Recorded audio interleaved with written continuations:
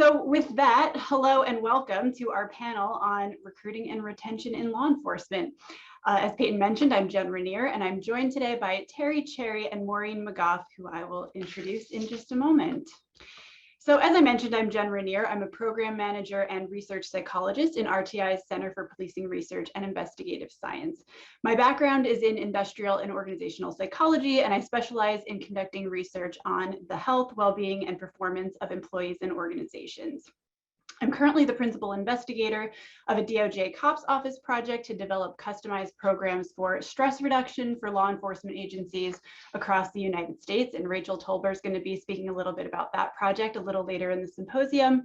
And I also lead two NIJ funded projects, one on recruiting women in policing, which I'll be talking about soon, and another on understanding work-related stress among medico-legal death investigators, or MDIs. And Kelly Keys is going to be speaking about that project a little later as well. So stay tuned for those. I'm joined by Senior Officer Terry Cherry, who I should mention is joining right now from Armenia, and it is very late there. So we are extra honored to have her here with us today. She's been with the Charleston Police Department for 10 years and is currently the agency's recruiter. Terry has a long list of accomplishments, among which is that she has developed a 5-year strategic plan in compliance with the department's racial bias audit and developed quantitative measures to track the plan's success. She has applied evidence-based policing to drive changes in recruitment processes, policies, and marketing efforts. Maureen McGough is the Chief of Strategic Initiatives for the Policing Project at the NYU School of Law, where she oversees national efforts to improve accountability and transparency in policing.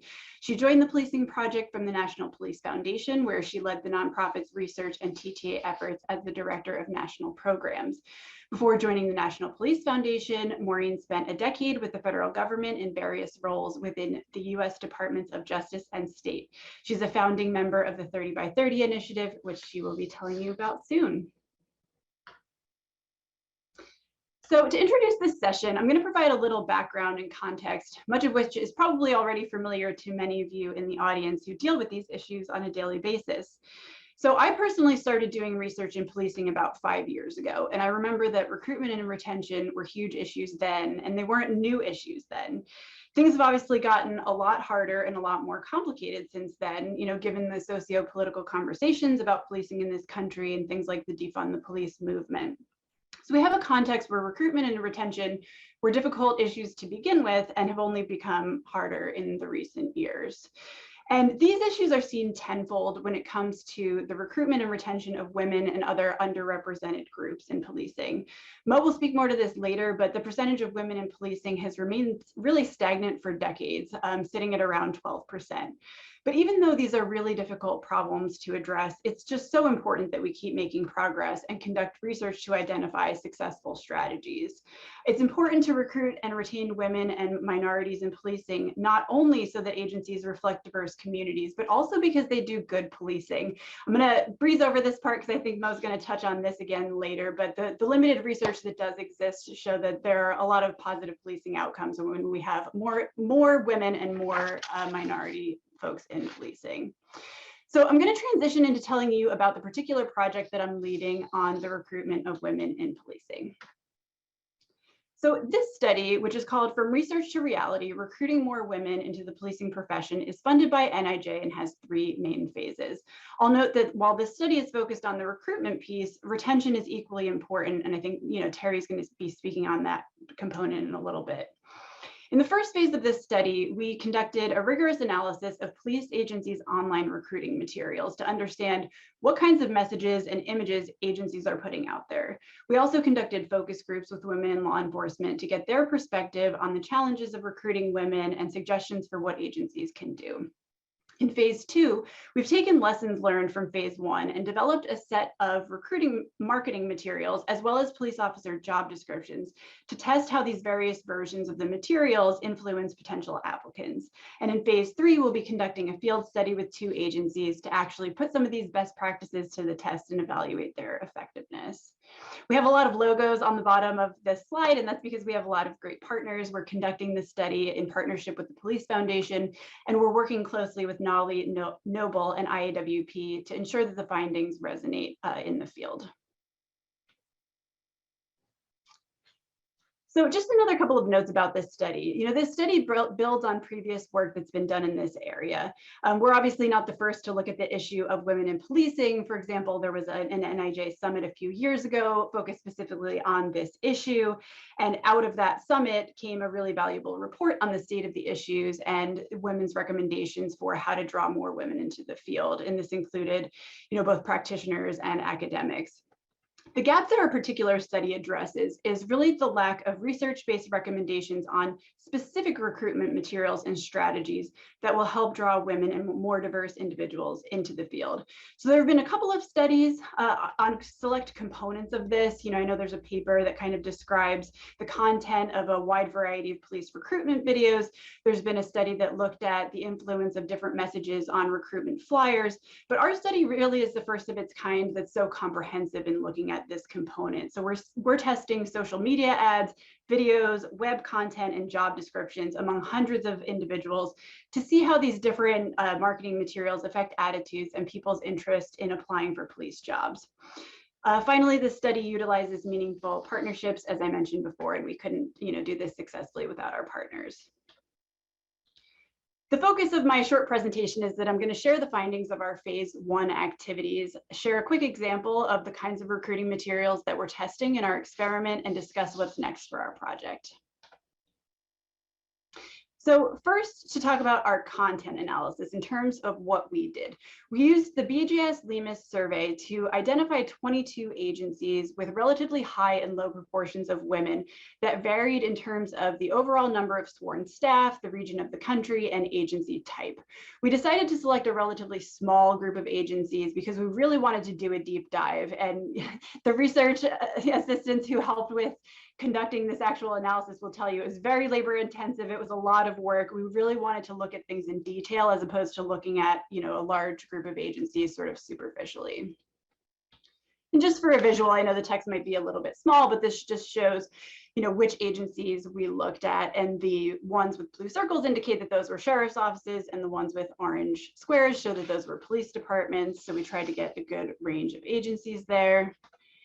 And in terms of what we coded, we looked at not only agencies' websites. So if they had a specific recruiting page, we looked at that. We also looked at their main agency websites. We looked at their Facebook, Instagram, and Twitter pages to answer the following questions. How do agencies address barriers and facilitate entry into policing careers? How is diversity portrayed and described in agencies' recruiting materials? What are the thematic approaches agencies use to describe a career in policing? And finally, how do the above differ between agencies with relatively more or less women? As I mentioned, the national average has remained stagnant at about 12%, but of course, within that, there's some variation. Some agencies have no women at all, others, have, 20 or 30%. So we kind of separated them out and looked at ones with more or less women to kind of look for differences there. I'm going to go through this relatively quickly. We have a report that details all the findings of this, which will be made available from NIJ and also on our project website. But just to give you kind of a general overview, here are the things that we looked at. We looked at how the academy is messaged. Are agencies highlighting more militaristic aspects and sort of the physical challenge of the job, or are they looking at the mental challenges and the more academic side, or is it both? You can see, two pretty different examples that were highlighted on agencies' websites here. We looked at how the job of police officers is described. There are three main categories of messages that are common when agencies describe what the work looks like. And those are the challenge of the job, public service, and benefits of the career. So here's an example of challenge, right? The nature of our work and the scope of our terrain mean that you will carry a heavier load. It means that you will often be called on to make decisions and act independently. This isn't so true in larger agencies where you're one of many officers responding to a scene, being told, what to do and how to do things. So this is sort of preparing people for how difficult the job is, which is in contrast to a message like this about public service that says, I need you to police with purpose, I need you to show compassion, and I need you to remember that with every contact, you can build trust within a community. And I should mention before I go on, right, these aren't mutually exclusive things. Like policing includes challenge and it includes public service. And, a lot of times we did see different kinds of messages within agencies, but we wanted to see, what's really being brought to the forefront. What are the agencies highlighting? Is it one more than the other? Is that kind of representative of what the job looks like?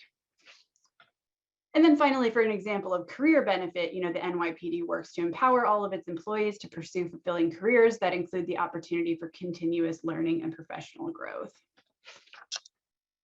We also looked at kind of how the organization is portrayed overall. Again, is it more of the fighting crime, sort of aggressive aspects of policing versus, positive community engagement that's being highlighted on the sites and social media.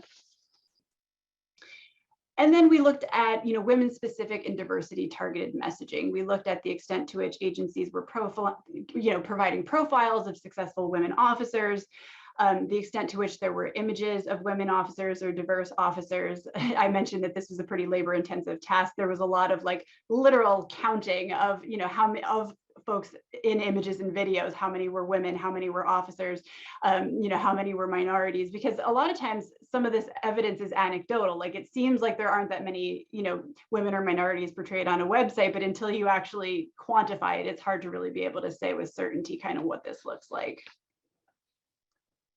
So in terms of what we found, again, and this is just very high level findings, we did find that most agencies highlighted the physical aspect of the academy or of a career in law enforcement. And we do know that overemphasis of the physical aspects of the job, particularly when very little attention is given to other aspects of the job, can be shown to deter women from pursuing policing. But we did find that most agencies also highlighted the demanding educational environment, especially of the academy. Discussion of a wide variety of career benefits was common, and we also found that across the set of agencies, they generally did not provide consistent messaging about commitment to diversity, resources for potential women applicants, or support for healthy work-life balance. As I mentioned, we were comparing agencies that had relatively few or greater numbers of women. We did find some differences. They were often inconsistent and in unexpected directions, but one common sort of theme that we found was that agencies with relatively more women were more likely to provide information about policies and practices to promote work-life balance, to provide recruiting resources specifically for women, and to highlight the achievements of women officers. I'm going to try to go through this relatively quickly, but I also did want to mention the focus groups that we conducted. We worked with Nolly Noble and IAWP to recruit women in law enforcement, to talk to them about how they became interested in policing, their perceptions on the biggest barriers to recruiting more women, how they learned about their particular agency and decided to apply, and then recommendations for recruiting more women into policing. So what I really want to highlight here in terms of how these women got interested in policing is just that people come to policing a variety of different ways, as many of you know. Some kind of always knew they wanted to be in policing. It was just a dream that they had as a kid. Others kind of described it as, I had no plans for this and kind of stumbled into it, through having an interaction with someone that was either positive or negative. Some people were affected by media depictions of the police. And I think this just highlights, when agencies are thinking about a strategy for how to draw women into the field, we just need to kind of consider all these different pathways through which, women and just people in general end up getting interested in policing. In terms of what our participants said were the biggest barriers to recruiting women, they said that, it's work-life conflicts, lack of female role models in policing, male-dominated or male-centric culture, lack of support for women during the application process, especially in today's climate, negative perceptions of policing, either the person's own negative perceptions or, those of members of their community or their family.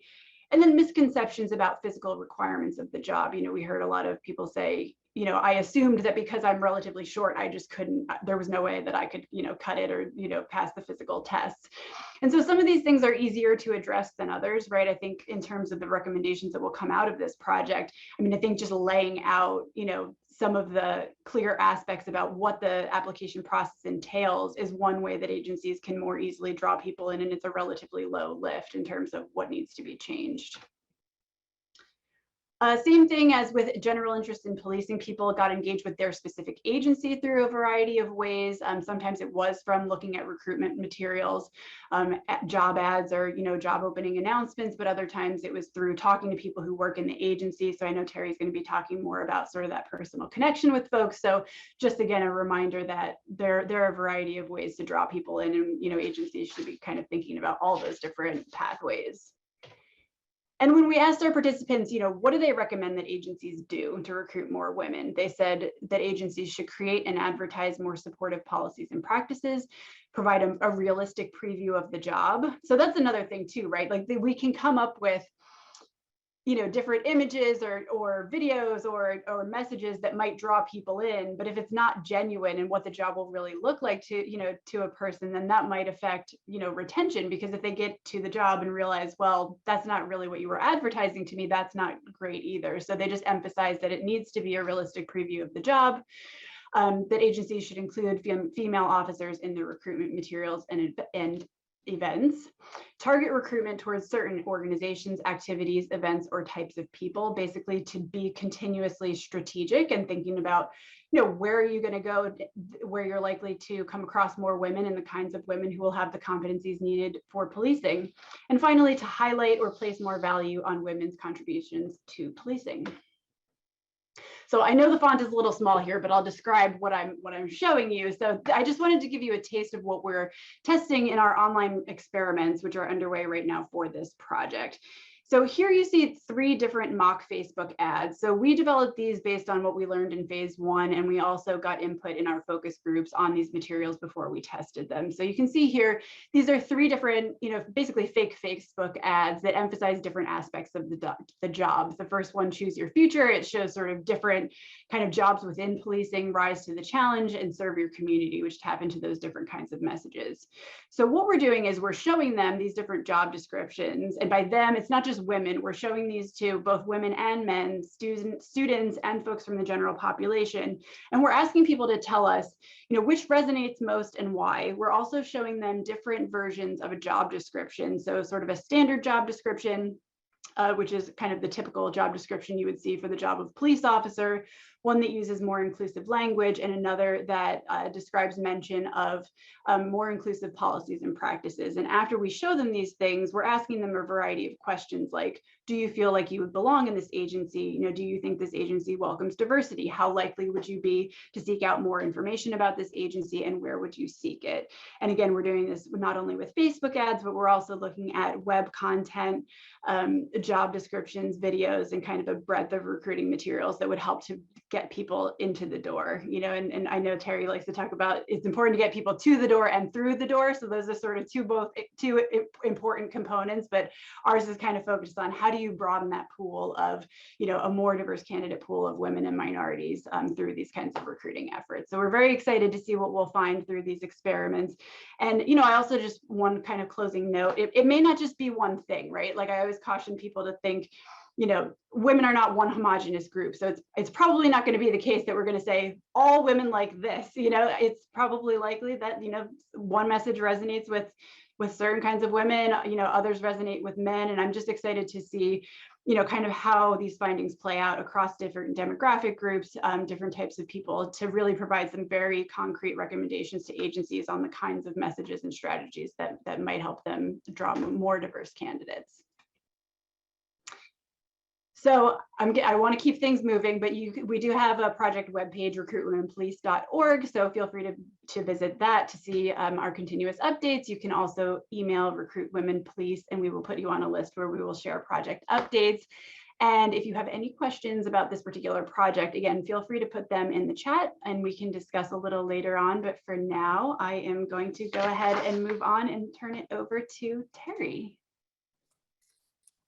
Thank you so much, Jen. So now we're going to talk about recruitment and practice. How do you take these this research and information and actually apply it to law enforcement? Like Jen said, you bring them to the door, but you have to get them through the door. Next slide, please. Whoops. Sorry. That's okay. It's not cooperating. There you go. So why she changes it? Normally, a bio slide is to talk about your accomplishments, but the point of this bio slide is to say that the recruiter and the recruiter's success is the agency's success, and the fact that the recruiters or recruiters are the face of the department. And also the things that are on this slide, I accomplished with mentorship, support from my supervisors, support from outside, the federal government, my police department, my city, my community. None of these things would have been possible otherwise. And it gave me a national platform to bring Charleston Police Department to the forefront and to also show that here are women doing great things in policing, but also that activism and social justice and policing can go together.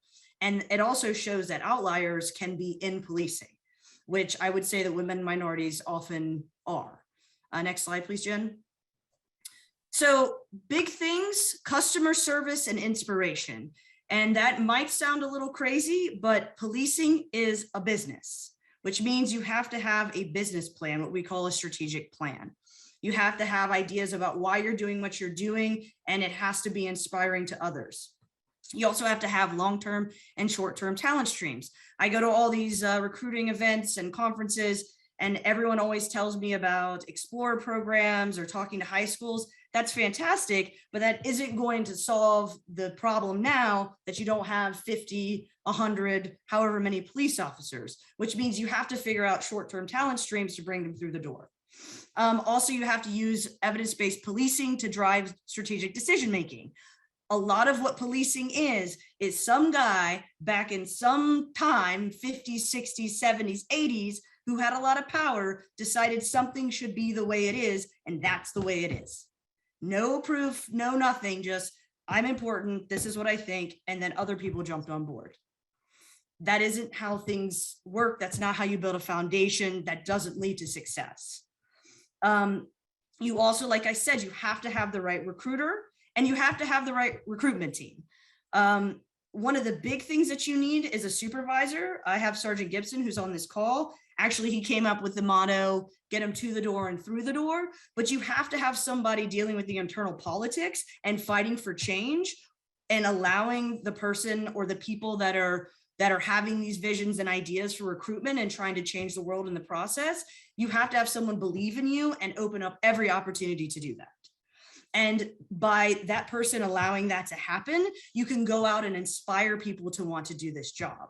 Just telling them to come be police officers, like every other marketing strategy I've ever seen with police officers, isn't going to get people here. People want to change the world. And I go to conferences where police chiefs themselves say, well, I would never have my child do this. If you're unwilling to have your own child do this, then why were you asking other people's children to do this? That's not inspiring. Negativity is not inspiring whatsoever. It has to be productive. It has to be encouraging. It has to be meaningful. The other thing that has to happen is it has to be high touch. This generation wants to know right away. They want calls. They want personal feelings. They want to be inclusive, not exclusive. For a long time, policing's been, well, you don't fit in. You're not good enough. You're not fit enough. You're not strong enough. You're not male enough. You're not whatever it may be. And it's been, you did drugs, you did whatever, and you're bad. You don't belong. And by doing that, it makes it very exclusive and not inclusive. We want a whole melee of people because that's how you change a culture. We don't want to be looking through a homogenous lens. Diversity is diversity of race, gender, thought. And by doing that, you expand the world of vision and you can totally see policing in a new way. That's how you reimagine policing. Women and minorities are not tokens to check off the box of all the crimes of policing's past. We're not to be used as something to just fill a box. You have to make meaningful connections with people. People want to feel like they're special. They don't want to just be a number. They don't just want to fit in the ranks. They want to feel like they're bringing their talents and personality to the table and that you respect that about them individually. You have to get exposure to the organization. I encourage people to do ride-alongs, internships, come and meet with me in my police department. I take them on a tour. I talk to their moms, their dads, their brothers, their cousins. I show them the city. It takes that investment person by person to build a unique and special organization. Even a huge agency, I would say like LAPD, for example, you still have to invest in each individual person. I know that's a lot of people, but that's why you need a lot of recruiters who are talented and capable of doing this type of recruiting. You also have to have an expeditious hiring process. A lot of agencies, it takes years to get through the process. That would be a Death Star in my comparison to Star Wars. And you want to be that little ship that's like pew, pew, pew, pew, and flying around the Death Star. You don't want to be so slow that by the time they get to the end, the other department has swooped them up. Because like I said, this is a business and other departments are looking for that very unique talent. The other big thing that I think policing recruitment is missing is being humble and being kind. Bad-mouthing other agencies or saying that you're the best and that very few people fit in doesn't make people feel good. And being a jerk when someone calls you on the phone when you're recruiting someone also doesn't make people feel good. And it leaves a very, very bad taste in people's mouths. And that is what they think of your agency. They go out and they say, man, that recruiter was really mean to me and really disrespectful. That is not a motivator to get people to either go to your agency or stay at your agency. Next slide, please. So think about this as a cultural revolution. This is a new policing generation. Okay, you have to educate people about policing. You can't be afraid to talk about George Floyd or racial injustice or social inequality, race, gender. You should be able to go out there and defend what we do and explain that policing and social activism can be one. That you can believe in policing and all of these things, but that we're out to make a difference and to cause more good than harm and to leave a society better than we found it. That is the goal. You have to mentor and support the success of others. That means you still have to support people, even if they don't pick your police department. If you've been mentoring somebody, let's say a female, for example, and she decides that she likes the culture of another agency, you should be encouraging her and supporting her, not telling her she's terrible because she didn't pick your police department. It's our job as law enforcement professionals to feed the industry, not just our agency. And it's important to build people up. Tearing people down and making them feel bad about themselves is just not a nice thing to do, but it also will not make you successful. Being kind, producing joy, being inspirational, that's what people want. And even if they don't pick your agency, they'll tell everybody about the way that you acted and how your team acted towards them. You have to fight for a necessary change internally. Policing is changing. I'm sorry, some people don't like it, but it's changing. All industry has to change. Blockbuster is now Netflix and it's streaming because Blockbuster became obsolete. Policing has to develop just like any other industry through time. You have to embrace an evolving culture. I went to an event once where they basically mocked the new generation for wanting mental health days. It's not bad to understand your own needs and to understand your exposure to trauma and then ask for a mental health day. That's actually very, very healthy, and it shows progress within policing. So you have to embrace this change. Understand the driving factors of the next generation. Don't put the young generation down and then expect them to come work for you. Don't say, oh, they're weak, they don't do this, they're terrible, back in my day. That isn't going to be successful. You need to know how they think, why they think, and start building your leadership and driving them into your organization with inspiration, mentorship, and understanding, not hatred and disdain because it's different than what you were used to before. The people coming in now don't even know the world without body cameras, but some people in the past do. Change your outlook. Stop being negative. All I ever hear about policing is negative, negative, negative, negative. You have to be positive. Policing is an amazing opportunity to change the world, to make social impact. I'm still thrilled after 10 years to do policing, and that's the message that has to go out. Activism is not always in opposition of policing. Social activism, belief in equality, belief in treating people well, that is part of policing and fighting for human rights, gender rights, racial rights. That is part of who we can and will have to be moving forward. And we can do that with our help from the academic community, from your own personal community, and then from the activists within your organization that are young and inspired to make social change. Lead through inspiration. It is important if you get into positions of power to start doing things for other people. What is the point of having all the power and the prestige and the influence if you're not giving it to someone else to help build them up? That's how you build a talented, successful, and happy organization, is to build other people up, not rip people down. Be compassionate and flexible. things change, things ebbs, things flow. Be kind. Sometimes people's mom gets sick. They need to go, or they need to take a day off. And care about your people. That's the major thing, is genuinely care about your people, and they will come and they will stay. And all this marketing and research is fantastic. But if your culture really doesn't truly care about people, women, minorities, people that think differently, then they're going to leave, because they're going to realize that they are just a token and a checkbox for that organization. And they truly want to feel like wherever they go, they're going to inspire and change the world. Next. Questions? That's it for me. I guess we'll wait to questions for the end. Thank you so much. I think every time I hear you talk, I think we can just scrap, my whole project, and we just need, a Terry everywhere. that's the solution to recruiting more women and more diverse folks in policing.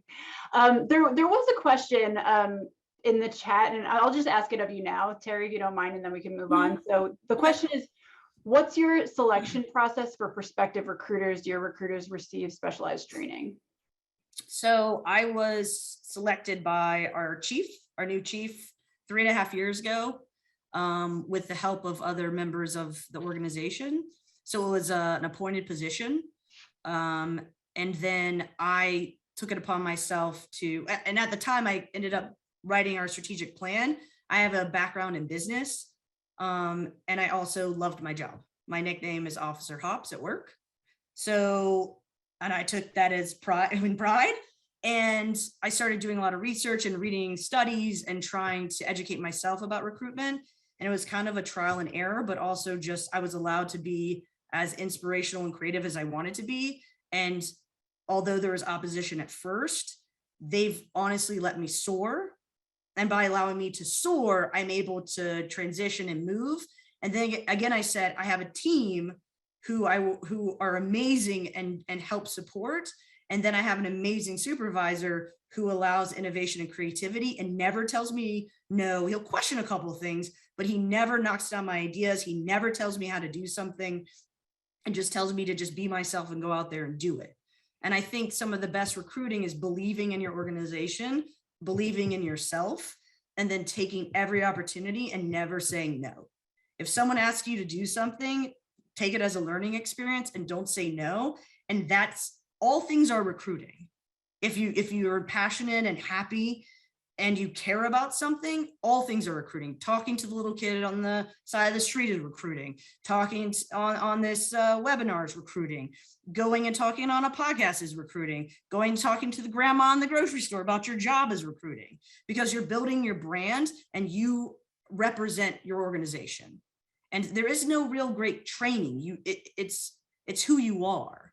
And it's how much you care about actually changing the world and changing a culture and changing policing, and how you believe your agency is going to allow and facilitate that.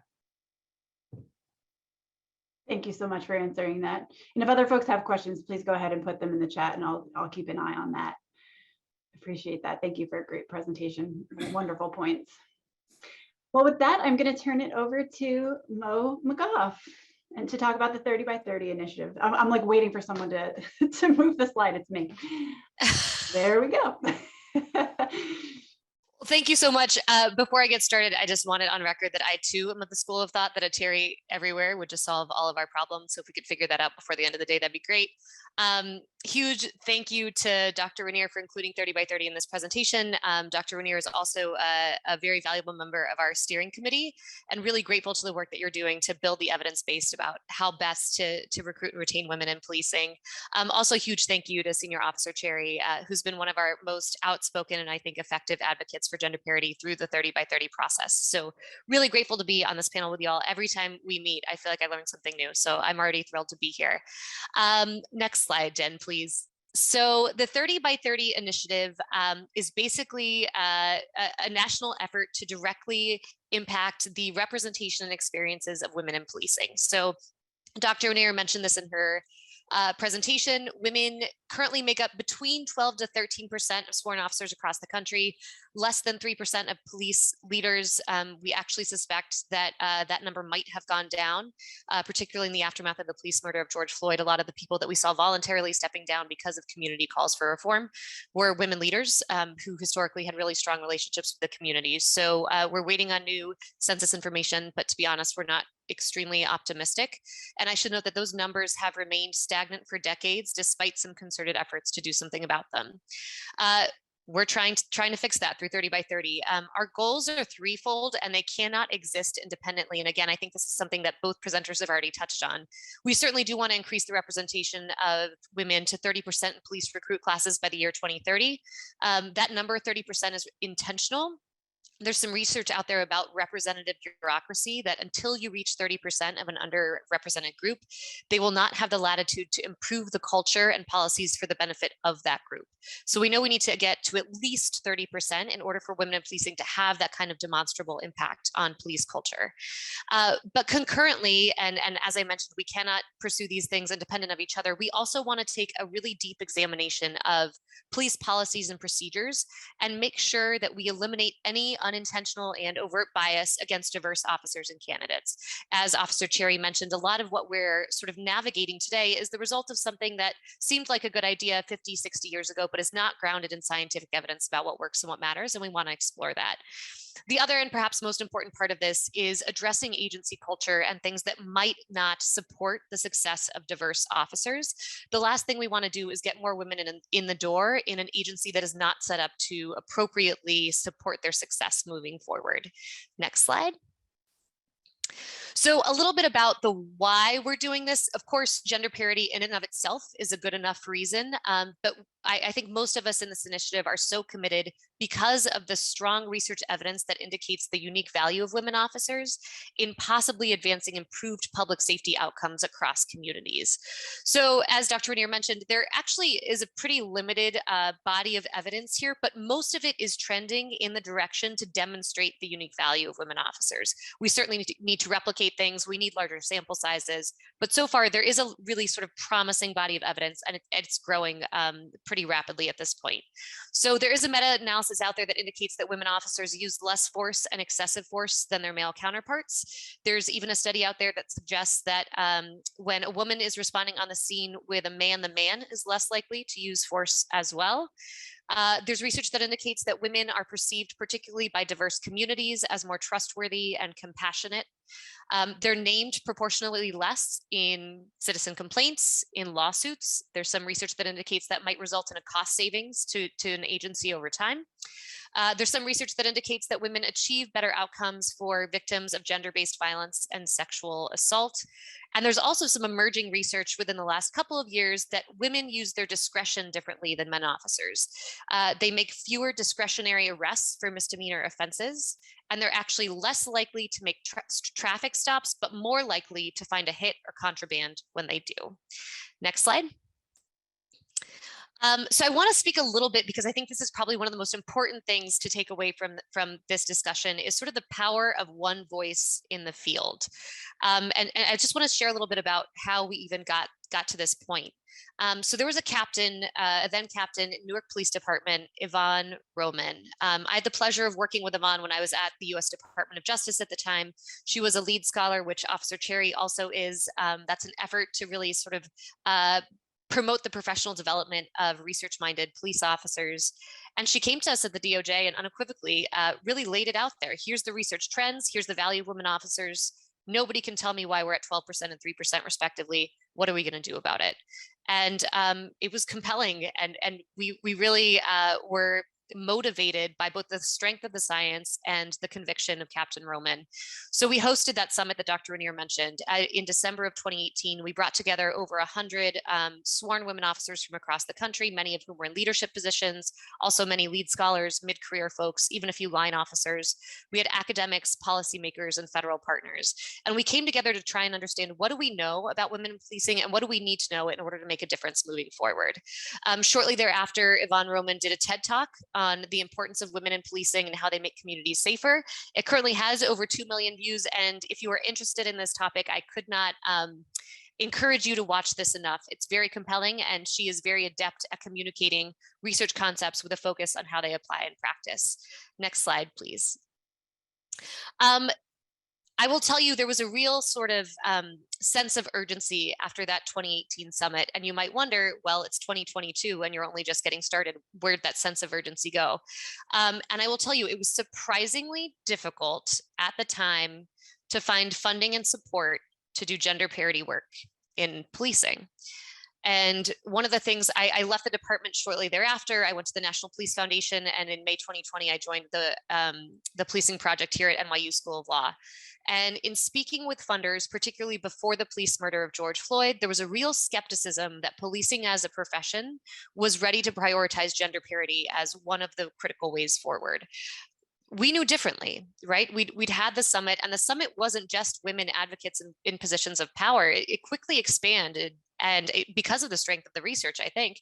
And there were plenty of men who were joining the cause, and there was a real sense that this was an important thing to do. We could not find the funding for it. So with a very small amount of seed funding from Microsoft's Justice Reform Initiative, we were able to launch the 30 by 30 pledge. And what we are trying to do with the pledge, and I think what we have successfully done, is demonstrate both to the field and to funders and people in decision-making authority and people who lead municipalities and have any type of authority to dictate priorities on the ground, to demonstrate that policing as a profession is prepared to advance gender parity. That was a lot of P's, and is prepared to make this a priority moving forward. Next slide, please. So basically what we did is we brought together a lot of folks from that 2018 summit. We constituted a steering committee. As I mentioned, Dr. Raniere has been a critical part of that work, bringing together women officers who are leading in the field and also in research and academia, as well as people from analogous industries who have achieved gender parity in much greater extent than policing has. And then we also partnered with a lot of major police professional organizations. And I will tell you, I don't know if I've seen any type of national effort that has brought together this many different types of organizations, this many different types of agencies around a single and shared mission. And I think that in and of itself is a huge reason to be hopeful. Next slide, please. And basically what all of these different organizations and experts did was get together and create the 30 by 30 pledge. And I apologize, I missed that. That number is outdated. We're now at almost 150 agencies. I think we might have actually gotten our 150th this morning, which is really incredible to see. But what we did is we got together, we looked at the research, we looked at promising practices, both in policing and in other industries, and we identified a series of no and low cost actions that police departments can start doing today that we are very optimistic will make a difference, both improving the experiences of women currently within the department and improving the representation of women across all ranks in policing. What we're trying to do here is help agencies understand what is the current state of your department. It was really interesting. We've done a lot of partnership with police departments in other countries who are a lot closer to parity. And all of them are able to articulate in a way that we cannot here in the US about what is happening in their department, the experiences of women in the department, the priorities of women in department, if and how their policies disproportionately impact in one way or another. They're much more conversant in sort of diagnosing any type of gender issue in the department in a way that we cannot. So a huge part of the pledge is helping agencies have that diagnostic insight into what needs to be addressed moving forward. And then working collaboratively to develop strategies and solutions that are actually going to address those barriers in a sustainable way moving forward. All right, next slide. We were really intentional in keeping the barrier to entry low, but keeping sort of the goals of the initiative pretty aggressive, I think. I've had a lot of conversations with, city managers or city attorneys who look at what it is we're trying to do here and are pretty nervous because they feel like they might be setting their agencies up to fail. And I think that this is imminently doable. And the success of the pledge in this last year since we've been up and running, I think is evidence of that. But basically all of the different types of commitments in this sort of no and low cost activity space are all geared towards improving the representation of women across ranks, removing bias that's inherent in existing policies and practices, promoting equitable hiring, retention, and promotion of women officers. And I will say all of these measures we're actually very optimistic will improve demographic diversity, not just around gender, but around other underrepresented demographic characteristics of officers. And then ensuring the culture is inclusive, respectful, and supportive of all women. And again, when we really make strides in that cultural space, we anticipate that all officers will benefit from efforts to change agency culture to be more inclusive and supportive. Next slide. In terms of what it is that we're advocating that agencies do, I think this is really important to understand. This pledge is not about preferential treatment for women officers. It's just not. And I think that's the biggest misconception that we've been fighting since we've launched. And I think we're starting to get there. What we are trying to do is get really accurate about what it takes to be a fair, effective police officer and ensure that agency recruitment strategies, assessments, promotional processes reflect that accuracy. And we are very optimistic that when agencies get accurate about what it takes to be a good and fair and effective officer, you will naturally see an increase in the representation of women and underrepresented demographic groups through those efforts. We've sort of broken the pledge out into sort of different categories in terms of what is most immediately needed in order to appropriately support women and what might be a little bit more of a stretch. We have a series of 6 actions that have to happen within the first 6 months. We feel very strongly about that. Some of them might seem a little bit soft, like start speaking publicly about your commitment to prioritizing the importance of women in your agency. But we've found that even that effort has resulted in some of our reporting agencies who have reported to us already in an improvement in representation in recruit classes. So just the fact that a police leader is willing to say publicly, this is something that we care about, we're prioritizing, we're paying attention, and we acknowledge that the profession has historically failed here, does make a difference in terms of the people that you're trying to reach. Another couple of things that I think are worth mentioning just in the near term, because I think people just don't think about this often unless you're actually part of the profession. But one of the things we heard in the 2018 summit across the board was women who were mothers who would return to the workplace. They were on patrol. That's the time of an officer's career where most officers who become mothers while they're on patrol. They didn't have any place to pump. So they would try and find a dark alley in their cruiser, or they would be using a public bathroom in order to pump.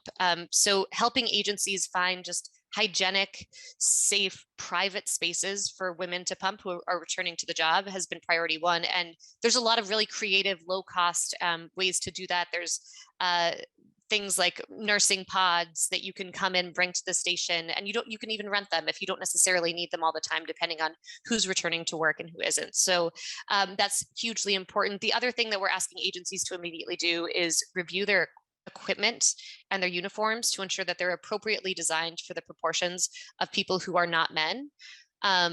Heard some stories at the summit of women who had to pay hundreds of dollars for tailoring because the only uniform pants they had for men and the crotch was halfway down to their knees, right? Those little things are constant reminders that this profession was not built to support you, and we need to eliminate them as quickly as possible. As the pledge goes on, we're helping agencies really understand what data to collect so that they can articulate whether and how they're disproportionately impacting women. And it's pretty surprising the steps in the process that end up disproportionately impacting underrepresented groups. So there was some really compelling research out of Ideas 42 with FDNY a couple of years ago, and they ran a few RCTs where they would change different parts about the assessment process and just pay attention to the different types of to the different demographics of applicants over time. And they found that the biggest thing FDNY could do in order to improve demographic diversity by over 80%, both in terms of race, ethnicity, and gender, was remove the $30 application fee. And they, conducted some qualitative interviews as a follow-up to understand, why when we waived the fee did you apply? And it wasn't that people can't afford the $30. It's just that when they don't already see themselves represented in the profession, the last thing they're going to do is just throw away money for no reason. And the FDNY had that $30 in there, not to generate income, but to just keep people from applying superfluously. And it unfortunately had the unintended impact of removing diverse candidates from their applicant pool. So helping agencies understand, at the local level, what are some types of changes they can make that will help improve demographic diversity in the application and retention process. A big thing around retention is, of course, attending to the health specific needs of women officers. We as a society, of course, are moving towards parity at a somewhat glacial pace, but we're moving in that direction. But the reality is, particularly if women have children, that there's a disproportionate amount of child rearing and caring duties that still fall to women, and making sure that there are agencies are exploring things like childcare or part-time shift work or job sharing for people who are returning to work after having children. In terms of promotion, really trying to remove subjectivity from the process, which is of course very difficult, but I think imminently doable, and we're making progress. One of the things we've seen is that when you have something subjective like command presence, whatever the heck that means, Officer Cherry, I'd love your take at some point of what the heck command presence is. I'm sure you have a lot of thoughts, but really sort of helping agencies understand what the heck that means, what they're looking for, and how that might be unintentionally biased, particularly in those types of subjective assessments. And then of course, addressing agency culture. We did a voluntary survey of women officers in participating agencies. We got over 800 responses. And agency culture is something that is our highest priority in terms of addressing, even in agencies where they had a higher than national average representation of women, even when respondents scored their agency really highly across a host of metrics, almost to a 1. Agencies scored poorly on women officers' perceptions of fairness and the protection they receive in allegations of sexual harassment in the agency. The good news about that issue is that is an area where many other industries have made great strides, and there's a lot we can learn from them, and we're going to be turning to that this year as one of our highest priorities to navigate. All right, next slide. In terms of the process, like I said, we want a really low barrier to entry, as long as people understand that we're going after some pretty aggressive or forward-looking types of outcomes here. But basically, we just need we have a letter of intent that the head of the agency signs. When people sign on, they receive a host of communication materials and a social media toolkit to help really demonstrate their commitment and speak publicly about that commitment. There's no money here. We're largely a pro bono effort, volunteer time from people across these different organizations like Dr. Rainier at RTI. Agencies don't receive any funding to do this. And so the only accountability we have is the public and their communities holding them accountable. And in order for that to work, we need to make sure that people are speaking about this publicly so that communities are aware of what the agency priorities are moving forward. So we try and really support people in getting the word out about their participation in the pledge and their commitment to advancing women in policing. And then we also try and support them as much as we can. Both Dr. Rainier and Senior Officer Cherry have been parts of webinars that we do on a monthly basis for participating agencies, where we try and summarize what research is out there in terms of what works and what matters to improve the representation and experiences of women in policing. We issue monthly newsletters where we compile resources. We have links to funding opportunities, fellowships like the one that Senior Officer Cherry is currently a part of. And we also have really tried to facilitate peer-to-peer learning. I think one of the biggest reasons for hope in this whole initiative is understanding that there actually are some really wonderful things happening across the country, but historically they just kind of happened in silos. So to the extent that we can connect agencies with each other to learn from each other in real time, I think that would probably be one of the biggest successes of the initiative moving forward. And as I mentioned, agencies just agree to report to us in 6-month increments. Again, not for accountability, it's more so we can understand where are the pain points and how do we need to design technical assistance moving forward to help agencies complete all aspects of the pledge.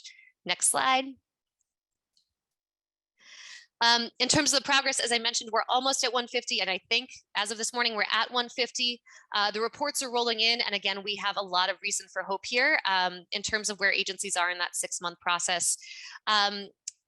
I mentioned that historically, this has been a pro bono effort, except for the small amount of seed funding we got from Microsoft. And I'm happy to report that we're in the final stages of receiving some money to develop a pretty robust technical assistance program where we will be able to offer really bespoke assistance to agencies. We're getting a lot of concerns around things like data collection and analysis, and we're going to be able to connect social scientists with our participating agencies to help them achieve different aspects of the pledge moving forward. So I'm thrilled about that, but every T isn't crossed, so I'm not going to speak about it publicly because I don't want to jinx anything, but hopefully the next time we all get together and talk about this, we're going to be celebrating the expansion of the program. I did want to mention really quickly some opposition that we've gotten. It's been very small, but I think it's important to be honest about what we're we're seeing, and that is the misperception that we're giving women officers preferential treatment. And that's about where it stops. So I think we're being much more intentional in terms of how we're messaging it. And I would say conservatively about 95% of the response that we've received, whether it be line officers all the way to chiefs, has been really supportive, really positive, and really optimistic that we can make this difference. Happy to hear from any of you if you have questions or concerns. And if you're associated with the department, we hope you'll join us. Thank you so much, Mo. Thank you for sharing not only about the initiative, but highlighting what some of the major issues are and also successes. And it's great to hear about the potential funding. So I'll knock on wood so I don't jinx it either. But yeah, thank you so much. And I also have to say, I can't take credit for this at all because I didn't time or nudge anyone, but we are like exactly on the nose for where I wanted to be right now. This is like the easiest thing to facilitate ever. High bar for the other panels. So let me take a look in the chat and see if there are any other questions. Okay, so there's one question here that says, are there any departments that are already at 30% which can serve as successful case studies? So we have heard of a few, and actually the biggest sort of, I think most well-known department for having a higher than average representation, I think they're at 28%, is Madison, Wisconsin. And we would love to do a case study, right? To understand how is it that they got to that point and how they sustained that representation over time. Anecdotally, we heard that there was a chief 20 years ago who realized the importance of women, made it a priority, and then it's sort of been just a self-fulfilling prophecy ever since. But there are absolutely agencies with higher than national average representation. There are also plenty of agencies who have never hired a woman. So I think there's a lot we can learn from both ends of the spectrum. Absolutely, thank you. So feel free to keep the questions coming in the chat. I'm going to flip it around and ask some questions of you all. So I am just wondering, for all of you in the audience, what are the biggest recruitment and retention issues faced by your agency or organization today? Just kind of interested in what others are facing. I mean, I know there are a lot of different kinds of challenges, but what's kind of the major barrier that you're seeing in making improvements in this area? Feel free to put it in the chat. But in the meantime, there is another question that says, what makes you think that there are enough women interested in law enforcement to ever get beyond your goal of 30%? That is such a great question. And we spent a lot of time at that 2018 summit trying to figure out what the best target would be.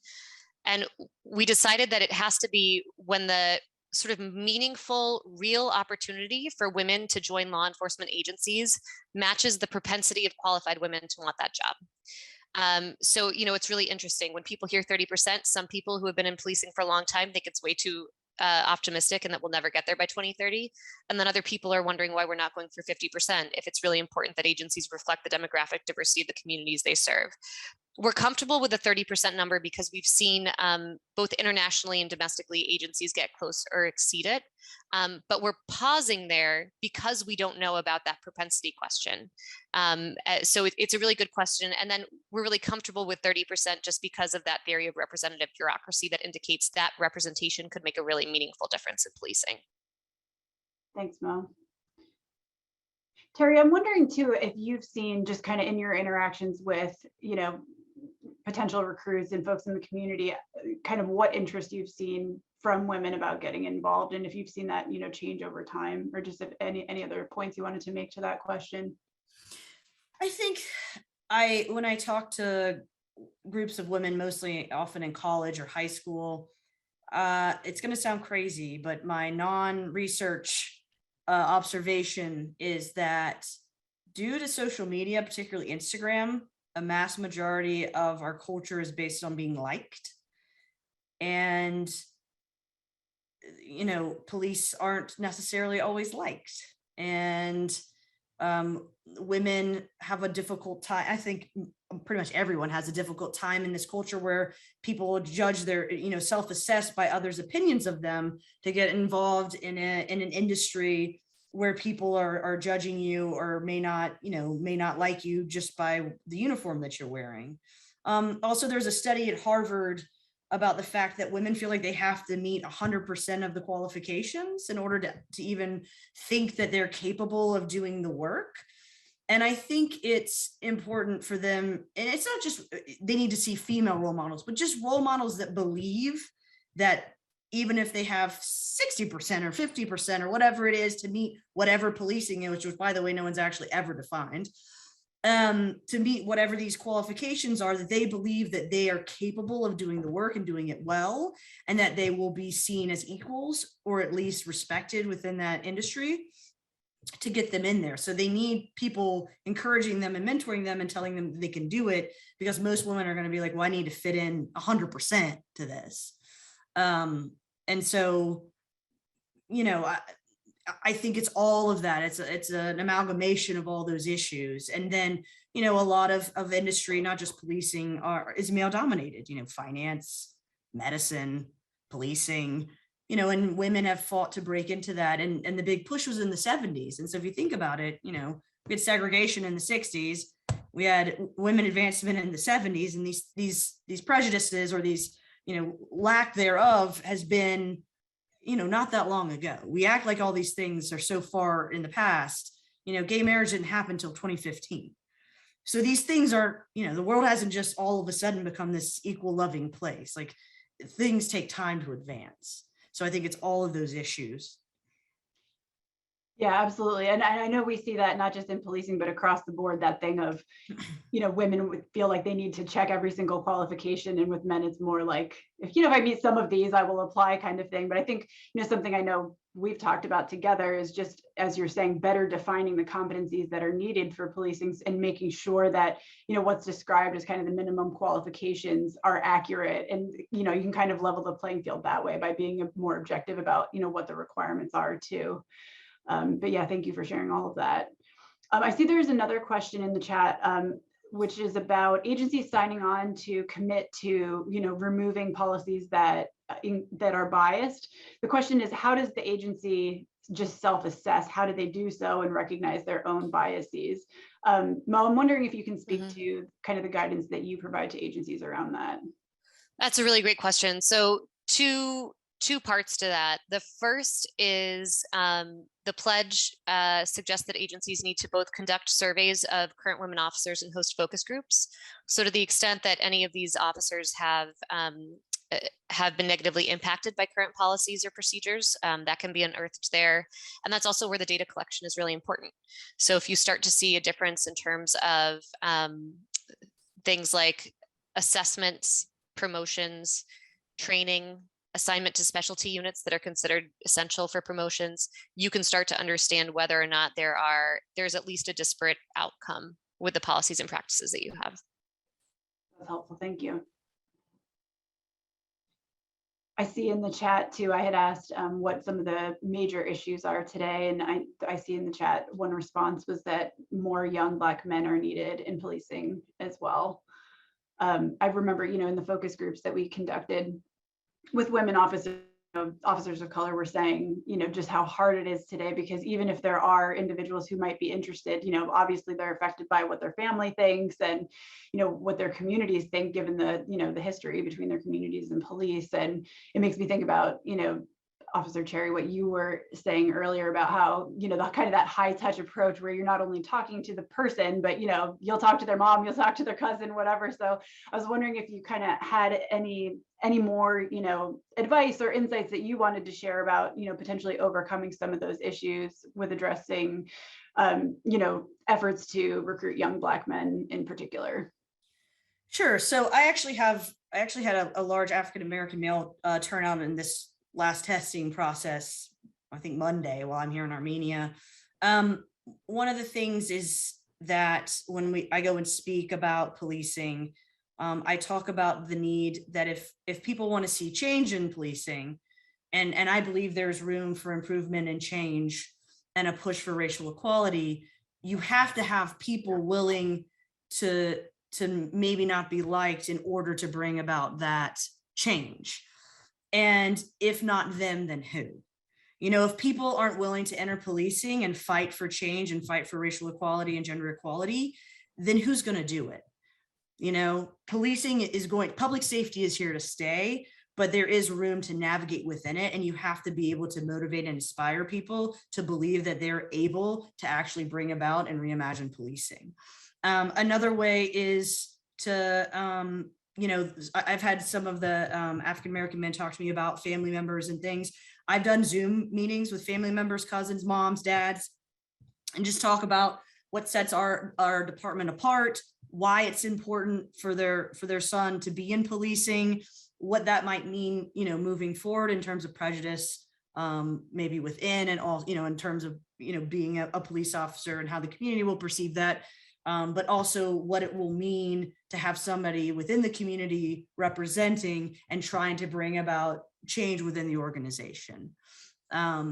It's sometimes as we sit now a hard sell, but there are at least people that I have found, African-American males, who are very dedicated and want to do the work. And they are inspired by the messaging of, positivity, social impact, change, because they really believe and they care about the community. And being a positive role model in policing while fighting for and being an activist within, the industry. Great, thank you so much. I appreciate that.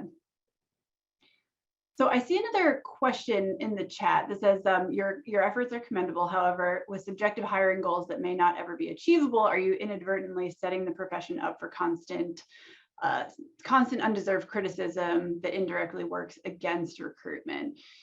Just to make sure I understand the question, are you saying that, achieving 30% might not be realistic, and therefore you're setting yourself up in a situation where you're not going to be able to meet that, and it basically looks, it negatively reflects on the agency? I think that's correct to me. Okay, yeah, yes. Awesome. So I can certainly take that one. So I think that goes back to the fact that it really isn't just about the number of women in recruit classes. One, I'm very optimistic it's actually imminently achievable given the early reports that we've seen. We heard from a small agency in the middle of Nebraska that they had over 50% of their latest recruit class was women, and women swept the performance awards across the board. So I think there are reasons to be optimistic about the propensity of qualified women to want to become police officers. But in doing that, in order to retain them, we are also supporting some really fundamental changes in policing and policies. I'm sure Officer Cherry has seen this in trying to recruit particularly younger generations. They are intolerant of not having work-life balance or not feeling heard, of not having their needs understood and addressed. And by doing things like creating job sharing, parental leave across the board, talking about supportive policies and transforming agency culture, that's to the benefit of everyone. And when we make those changes, we make policing a more attractive profession across the board. I don't anticipate that the biggest outcome from 30 by 30 is going to be us sitting down in 2030 and taking notes about who got to 30% and who didn't. I think what we're doing is changing the discourse about the value of women officers and also changing agency culture and policies and practices to make sure that policing is a much more attractive profession moving forward. Thanks, Mel. Yeah. So I see another, let's see, I'm falling behind in keeping up with the chat. So this comment says, we have aggressive efforts underway to recruit more diverse staff. We're accepting that the old methods of recruitment are not effective. We must take our efforts into the communities and seek out those people who may not feel comfortable reaching out to them. Yeah, thank you for that comment.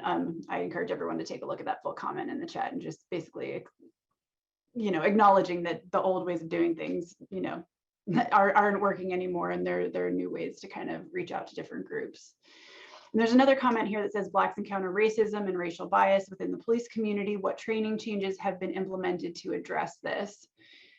So I'd love to hear from the two of you, the other panelists on this. I will say, just from the research side of things, I think racial bias trainings and implicit bias trainings, have become really popular.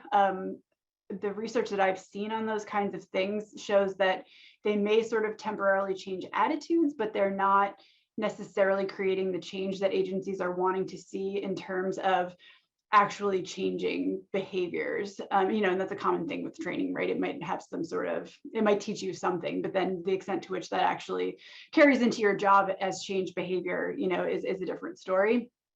So I think, you know, one thing that I will say is that agencies, and this is not, you know, unique to policing, a lot still rely on these concepts of fit in terms of, you know, when they're recruiting folks, when they're promoting folks, there's this sort of like intangible element of fit. And that's just one major way that racism and other kinds of bias can sneak in, because it basically means, you know, fit with the majority, which is often white men. And so I think to the extent that in all aspects of the process, agencies can get rid of that, you know, if there are certain qualities that you're looking for, define what those really mean instead of having this overall sort of nebulous idea of fit.